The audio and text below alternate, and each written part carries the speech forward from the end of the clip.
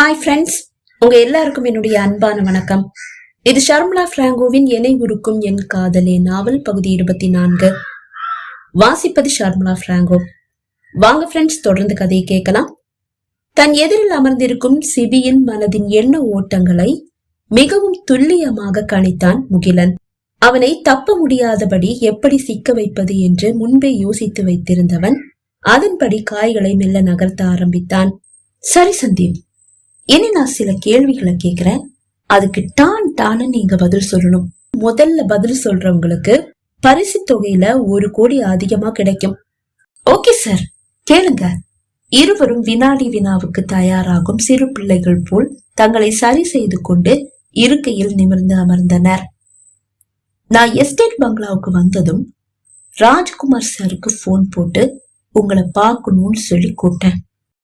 அந்த நேரம் நீங்க 2 பேரும் ராஜ்குமார் சார் கூடவா இருந்தீங்க? இருவரும் திருவென்று விழித்தனர். என்ன பதில் சொல்லுங்க. அது வந்து இருவரும் தடுமாற, சரி விடுங்க. சாரதி சார போய் பார்க்க சொல்லி சாரதி சார் சொல்றாரு, எனக்கு ரொம்ப பயமா இருக்கு, நீங்களும் என் கூட வாங்கன்னு ராஜ்குமார் சார் உங்களுக்கு போன் போட்டு சொன்னாரா, இல்ல உங்க வீடுகளுக்கு வந்து உங்ககிட்ட சொன்னாரா? இருவரும் இப்போதும் விழித்தனர். வீட்டுலதான் வந்து சொன்னாரு என்று சந்தீபும், போன் போட்டு சொன்னாரு என்று திலீபும் ஒரே நேரம் கூற, ஆக உங்களை வீட்டுல வந்து கூப்பிட்டாரு, உங்களை போன் போட்டு கூப்பிட்டாரு, அப்படித்தானே? இருவரும் ஆம் என்று கூற, ஓகே சந்தீப், உங்களை கூப்பிடுறதுக்காக ராஜ்குமார் சார் தனியா வந்தாரா இல்ல திலீப கூட கூட்டிட்டு வந்தாரா? பதில் கூற முடியாமல் விழித்தார் சந்தீப். என்னாச்சு, 2 பேரும் இப்படி முடிக்கிறீங்க? சரி, அதை எல்லாத்தையும் விட்டுடுங்க. இப்ப நான் கேக்குற கேள்விக்காவது சரியா பதில் சொல்லுங்க. நீங்க 2 பேரும் ராஜ்குமார்னு ஒருத்தரை என்னுடைய பங்களாவுக்கு கூட்டிட்டு வந்தீங்களே, அவருடைய உண்மையான பேர் என்ன? இருவரும் ஆடி போயினர். சிபியும் நடுங்க ஆரம்பித்தான். அவர்தான் ராஜ்குமார், அவருடைய உண்மையான பேரே ராஜ்குமார் தான். இருவரும் கூற, நீங்க 2 பேரும் ராஜ்குமார் சாரோட ஃப்ரெண்ட்ஸ் தானே? ஆமா சார். அப்படின்னா அவர் கூட எடுத்த ஏதாவது போட்டோ உங்க 2 பேர்கிட்ட இருக்குமே? இருக்கு சார். எங்க காட்டுங்க. இருவரும் தங்கள் செல்லில் சேவ் செய்து வைக்கப்பட்டிருந்த 2 புகைப்படங்களை எடுத்து காண்பித்தனர். ராஜ்குமார் என்று இருவரும் அழைத்து வந்த அந்த நபரோடு இருவரும் எடுத்துக்கொண்ட புகைப்படங்கள். இவர்தான் ராஜ்குமாரா? ஆமா சார். இருவரும் ஒரே குரலில் கூற, சந்தீபின் கையிலிருந்து செல்போனை வாங்கி தாத்தாவிடம் நீட்டிய முகிலன், தாத்தா, நான் சந்திச்ச ராஜ்குமார் இவர்தான் ராஜ்குமாரா? இல்லையேப்பா, இது ராஜ்குமார் இல்லையே. அதை கேட்டு திலீப் சந்தீப் இருவரும் நடுங்கினர். அவர்கள் விழிகள் அவர்களையும் அறியாமல் சிபியை நோக்கி நகர்ந்தது. சிபி அவர்களை பரிதாபமாக பார்த்தாலும் சமாளிக்குமாறு கஞ்சாலை செய்தான். இல்ல பெரியவரே, உங்களுக்கு வயசாயிடுச்சுல, அதனாலதான் உங்களுக்கு ராஜ்குமார சரியா தெரியலன்னு நினைக்கிறேன். உங்க கண்ணு சரியா தெரியுதா? திலீப் கேட்க, ஓ அப்படியா, எனக்கு கண்ணு தெரியல, அதனால ராஜ்குமார் எனக்கு வேற யாரோ மாதிரி தெரியறானா? ஆமா பெரியவரே, அதுதான் உண்மை. சரி இருக்கட்டும். நீங்க 2 பேரும் எஸ்டேட்டுக்கு வேலைக்கு சேர்ந்து எத்தனை வருஷம் ஆச்சு? 15 வருஷம் ஆச்சு. அப்படின்னா நீங்க என்ன பார்த்திருக்க வாய்ப்பில்ல. இல்ல, நாங்க உங்களை எங்கேயும் பார்த்ததில்ல. நான் 20 வருஷம் முன்னாடி மூணார் வந்திருக்கேன். அதே மாதிரிதான் நான் ராஜ்குமார பார்த்து கூட 20 வருஷம் ஆச்சு. பாத்தீங்களா, நீங்க ராஜ்குமார பார்த்து 20 வருஷம் ஆகி போச்சு. அதுதான் உங்களுக்கு ராஜ்குமார அடையாளம் தெரியல. சின்ன வயசுல இன்னும் அழகா இருந்தான், இப்ப கொஞ்சம் வயசாயிடுச்சு, அது முகத்துல தெரியுது. அத பார்த்துட்டு நீங்க ராஜ்குமார் இல்லன்னு சொல்றீங்க. ஆமாமா, அது என்னவோ சரிதான். ஆனா இந்த போட்டோல இருக்கிறது ராஜ்குமார் தானா இல்லையான்னு சரியா சொல்ல தெரிஞ்ச 3 பேர் இங்க இருக்காங்க. அவங்கள கூப்பிடவா? அவங்க கிட்ட கேட்டு பாத்திரலாமா? சிபி, சந்தீப், திலீப் மூவரும் திருவென்று விழிக்க ஆரம்பிக்க, தென்றல், அம்மா தம்பியை கூப்பிட்டுட்டு வெளியில வாமா. தாத்தா அழைக்க சந்தீப், திலீப், சிபி மூவரும் விடவிடத்து போயினர். என்ன தென்றலா? ஒருவரை ஒருவர் பார்த்தபடி கேட்ட சந்தீப், திலீப் இருவரும் சட்டென்று தங்கள் இருக்கைகளில் இருந்து எழுந்து ஓட முயல ஒரே தாவில் அவர்களை எட்டி பிடித்தான் முகிலன். 2 பேரும் எங்க கிளம்பிட்டீங்க? இந்த பங்களால இருந்து என் அனுமதி இல்லாம உங்க யாராலையும் வெளியில போக முடியாது. என்னுடைய விசாரணை முடிகிற வரைக்கும் என் வாட்ச்மேன் உங்களை வெளியே விட மாட்டாரு. அவர்கிட்ட முன்னாடியே சொல்லிட்டேன். தென்றல், தென்னவன் அம்மா மூவரும் வெளியே வர இவங்களையெல்லாம் எங்கிருந்து பிடிச்சிட்டு வந்தானே தெரியலையே. சிபியின் காலிலிருந்து ஒரு நடுக்கம் உருவாகி அவன் உடல் முழுவதும் பரவியது. தப்பிக்க முடியாத அளவு வசமாக சிக்கிவிட்டான் அல்லவா? சந்தீப், திலீப் இருவரையும் இருக்கையில் வலுக்கட்டாயமாக அமர்த்திய முகிலன், இப்ப சொல்லுங்க, என்ன நடந்தது? அது வந்து சார் சார் சந்தீப் தந்தி அடிக்க, சொல்லுடா, இல்லன்னா உங்க 2 பேரும் இங்கே வெட்டி பொலி போட்டுருவேன் கோபமாக முகிலன் கூற, இல்ல சார், நாங்க எல்லா உண்மையும் சொல்லிடுறோம். நாங்க எந்த தப்பும் பண்ணல சார். எங்க மேல எந்த தப்பும் கிடையாது. எல்லாத்துக்கும் காரணம் முகிலன் சார் தான். திலீப் கூற, விடவிடத்து போன சிபி அவர்களை முறைக்காதீங்க சார். எது வந்தாலும் பாத்துக்கிறேன்னு சொல்லிட்டு இப்ப பேசாம இருக்கீங்க. சரி, அவரை விடுங்க. அவர் பேசாம அமைதியாவே இருக்கட்டும். நீங்க பேசுங்க. என்ன நடந்தது? எதையும் விடாம உண்மைய அப்படியே சொல்லுங்க. சொல்லிடுறோம் சார். நான் இவரை மும்பைல ஒரு மீட்டிங்ல தான் சார் முதலா பார்த்தேன். நம்ம எஸ்டேட் சார்பா நான் தான் அந்த மீட்டிங்கு போயிருந்தேன்.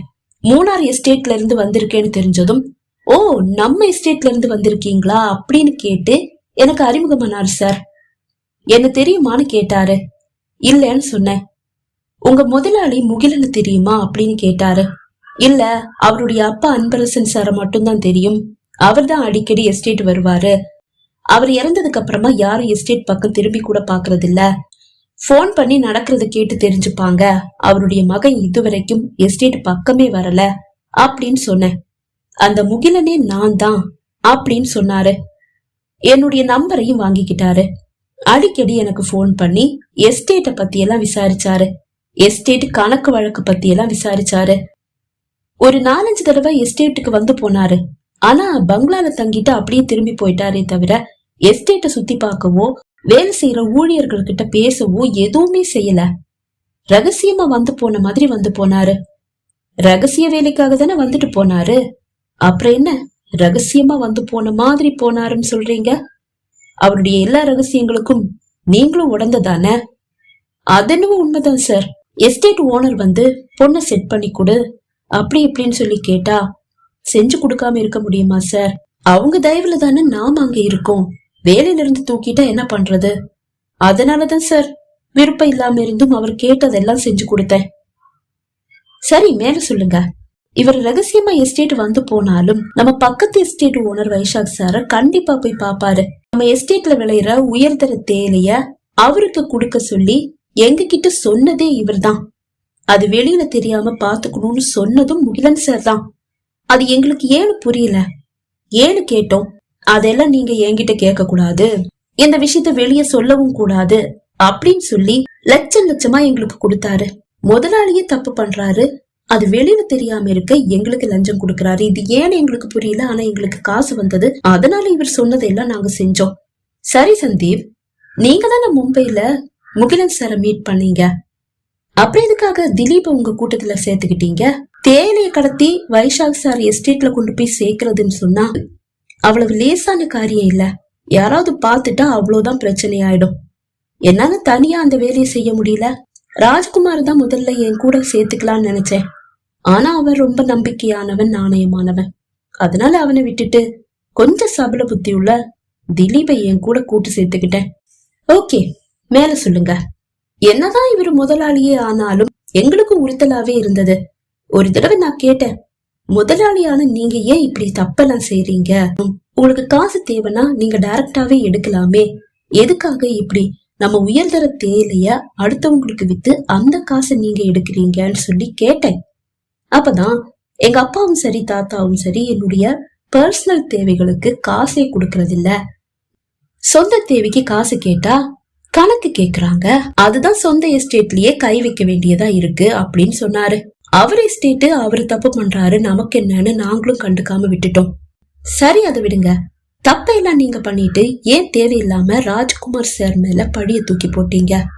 அது வந்து சார், எஸ்டேட்டுக்குள்ள ஏதோ தப்பு நடக்குதுன்னு ராஜகுமார் கண்டுபிடிச்சிட்டான். அத முதல்ல எங்க கிட்டதான் சொன்னான். அது என்னன்னு நான் கூடிய சீக்கிரமே கண்டுபிடிச்சு மேலிடத்துக்கு தகவல் கொடுக்க போறேன் அப்படின்னு சொன்னான். நாங்க அத முகிலன் சார் கிட்ட சொன்னோம்.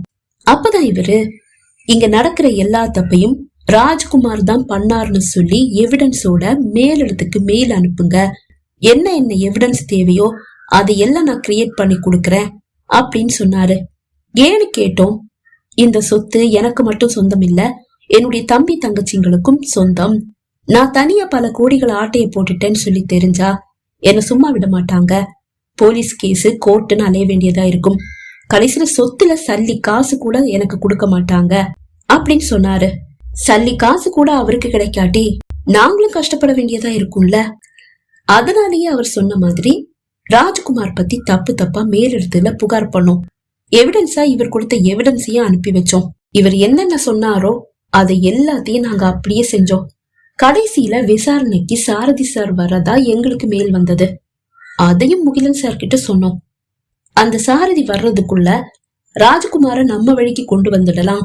அந்த சாரதி மூணார் வந்து சேர்றதுக்குள்ள நான் என் வேலையை முடிச்சிட்டு கிளம்பிடுறேன் அப்படின்னு சொல்லி நீங்க வர்றதுக்கு முன்னாடி முகிலன் சார் எஸ்டேட்டுக்கு வந்தாரு.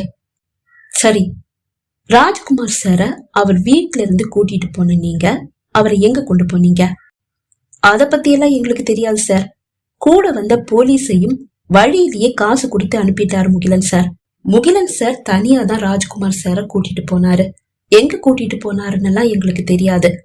ஆனா கொஞ்ச நேரம் கழிச்சு ராஜ்குமார் நம்ம வழிக்கு வந்துட்டான், அவனை வீட்டுக்கு அனுப்பிட்டேன், நான் கிளம்புறேன், நான் வந்துட்டு போன விஷயத்த சாரதி கிட்ட சொல்ல வேண்டாம், மறந்தும் சொல்லிடாதீங்க அப்படின்னு சொன்னாரு. அதுக்கப்புறமா எஸ்டேட்ல நாங்க முகிலன் சார பாக்கல. ஆனா இதுக்கிடையில இவருடைய திட்டப்படி ராஜ்குமாரா உங்ககிட்ட நடிக்க எங்க ஃப்ரெண்டு தேவதாச நாங்க ஏற்பாடு பண்ணியிருந்தோம். ராஜ்குமார கூட்டிட்டு முகிலன் சார் கிளம்பும் போது ராஜ்குமாரோடைய போனை பிடுங்கி எங்க கையில கொடுத்துட்டு போனாரு. அப்படிதான் நீங்க போன் பண்ணும்போது தேவதாஸ் தான் போன் எடுத்தான். தேவதாஸோட உங்களை சந்திக்க நாங்க வந்தோம். அதுக்கப்புறமா நடந்தது உங்களுக்கு தெரியுமே சார். ஆனா ராஜ்குமார் இப்படி தற்கொலை பண்ணிப்பான்னு நாங்க கனவுலையும் நினைக்கல. இப்போது முகிலன் சிபியை நோக்கி திரும்பினான். இவங்க ரெண்டு பேரும் வெறும் அப்பாவிங்கதான். மாஸ்டர் பிரைன் மிஸ்டர் முகிலன் உங்களோடதுதான். இப்ப சொல்லுங்க மிஸ்டர் முகிலன், ராஜ்குமார் சார நீங்க எங்க கூட்டிட்டு போனீங்க? வைஷாகோட கெஸ்ட் ஹவுஸுக்கு. அப்படி என்ன நடந்தது? எங்க வழிக்கு வர சொன்னோம், முடியாதுன்னு முரண்டு பிடிச்சாரு, போட்டு தள்ளிட்டீங்க அப்படிதானே? நோனோ, அவர் நாங்க எதுவும் பண்ணல. உங்க பொண்ணை கடத்திட்டு வந்து நாசம் பண்ணிடுவோம்னு சொல்லி பயமுறுத்தணும். பயந்து போனவரு சரி உங்க வழிக்கு வர, நீங்க சொல்ற மாதிரி எல்லாம் செய்யறேன்னு சொல்லிட்டுதான் வீட்டுக்கு போனாரு. ஆனா இப்படி தற்கொலை பண்ணிப்பாருன்னு சத்தியமா தெரியாது. போய், சுத்த போய். எங்க அப்பா ஒண்ணு தற்கொலை பண்ணலடா, நீதான் எங்க அப்பாவை ஏதோ செஞ்சுட்ட. பாய்ந்து வந்த தென்றல் சிபியின் சட்டையை கொத்தாக பிடித்தாள். என்னுடைய அப்பாவை என்னடா செஞ்ச? உண்மையை சொல்லல, உன்னை நானே கொன்னுடுவேன். ஏய் வேலைக்கார நாயே, என்ன திமிர் இருந்தா என்னுடைய பேரன் சட்டைய ஏன் முன்னாடியே பிடிப்ப? கோபமாக எழுந்த ராஜேஸ்வரி தென்றலை அடிக்க கை ஓங்க சட்டென்று திரும்பி அந்த கையை பிடித்தாள் தென்றல். ஏய் கிழவி, வாயை மூடிட்டு ஒரு ஓரமா உட்காரு, இல்ல உன்னுடைய வயசுக்கு கூட மரியாதை கொடுக்க மாட்டேன். என்ன பண்ணுவேன்னு எனக்கே தெரியாது.